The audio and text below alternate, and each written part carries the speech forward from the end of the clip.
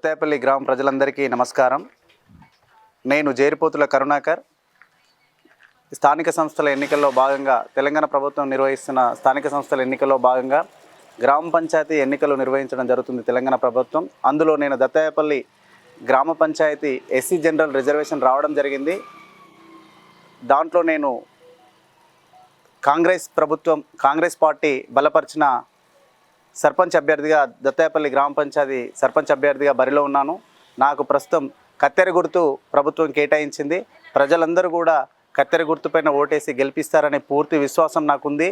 ఎందుకంటే ఈరోజు SC general reservation వచ్చింది.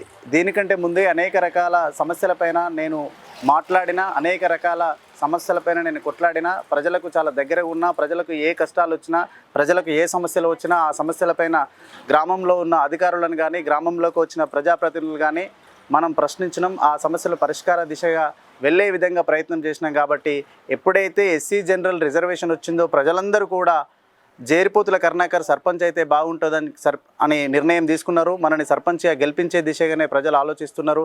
ఒక పేదవాడిని, చదువుకున్న వాడిని, ఒక విద్యార్థి సంఘాలలో పనిచేసిన ప్రజా సమస్యలపైన అవగాహన ఉన్న వ్యక్తిని, కాబట్టి ఖచ్చితంగా ప్రజలు నన్ను గెలిపించాలి అనే ఉద్దేశంతో ఉన్నారు. కాబట్టి ప్రజలందరికీ కూడా జీవితకాలం కృతజ్ఞునై ఉంటా.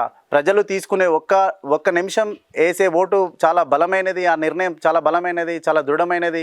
5 సంవత్సరాల యొక్క అగ్రిమెంటు, 5 సంవత్సరాల యొక్క పరిపాలన అద్భుతంగా ఇవ్వడానికి నేను సిద్ధంగా ఉన్నానని చెప్పి శిరస్సు వంచి ప్రజలందరికీ నమస్కారాలు తెలియజేస్తున్నాను. తప్పకుండా కత్తెర గుర్తుపైన ఓటేసి నన్ను గెలిపిస్తారని పూర్తి విశ్వాసం ఉంది. దత్తాయపల్లి గ్రామంలో దాదాపు అనేక సమస్యలు ఉన్నాయి.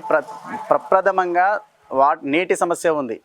ప్రతి పండుగ కూడా నీటి సమస్య పూర్తి స్థాయిలో ఏర్పడుతుంది. కాబట్టి మొదటగా గ్రామంలో ఉన్న నీటి సమస్యను పరిష్కరిస్తా. అదేవిధంగా ప్రభుత్వం ఏదైతే ఏర్పాటు చేస్తున్న ప్రభుత్వ సంక్షేమ పథకాలను ప్రతి ఇంటికి అర్హులైన ప్రతి ఒక్కరికి అందే విధంగా కృషి చేస్తాను.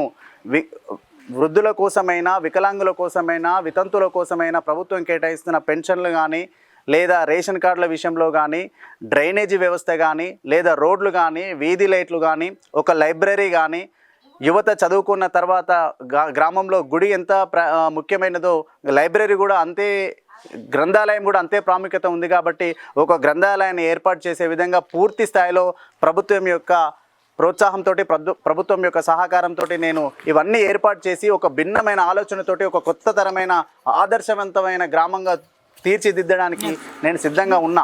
రాజకీయంగా ఇబ్బంది పడాలంటే ప్రజల సమస్యలు తెలియనప్పుడే రాజకీయంగా ఇబ్బంది పడతాం. నాకు పూర్తి స్థాయిలో ప్రజల సమస్యలు తెలుసు, ఆ సమస్యలను ఏ విధంగా పరిష్కరించాలని తెలుసు. కాబట్టి నాకు ఎలాంటి ఇబ్బంది ఏం లేదు. ఖచ్చితంగా ప్రజల యొక్క సమస్యలను పరిష్కరిస్తా. భూ సమస్యలు కానీ, లేకపోతే రైతు ఆత్మహత్యలు చేసుకుంటే 194 జీవో ప్రకారం ప్రభుత్వం 5 లక్షల రూపాయలు ఆ కుటుంబానికి ఎక్స్గ్రేషియా ఇవ్వాలి.